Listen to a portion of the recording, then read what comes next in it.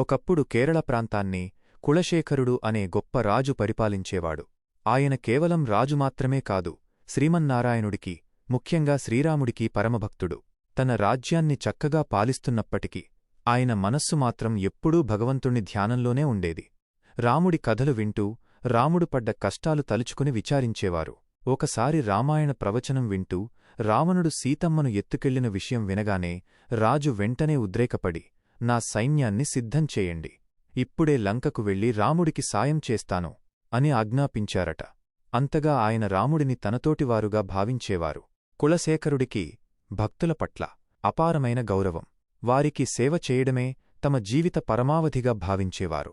అందుకే ఆయన తన రాజరిక భోగాలను త్యజించి సంపూర్ణంగా భక్తి మార్గాన్ని అనుసరించాలని నిశ్చయించుకున్నారు. అప్పుడు ఆయన తన ఆరాధ్య దైవమైన తిరుమల శ్రీ వెంకటేశ్వరస్వామిని ఇలా వేడుకున్నారు: స్వామీ, నేను రాజభవనాలు, సింహాసనాలు కోరుకోవడం లేదు. మళ్లీ మళ్లీ జన్మంటూ ఉంటే మీ సన్నిధిలోనే ఉండాలి. ముఖ్యంగా తిరుమలలో మీ గర్భగుడిలోకి భక్తులు ప్రవేశించే గడపగా నన్ను మార్చండి.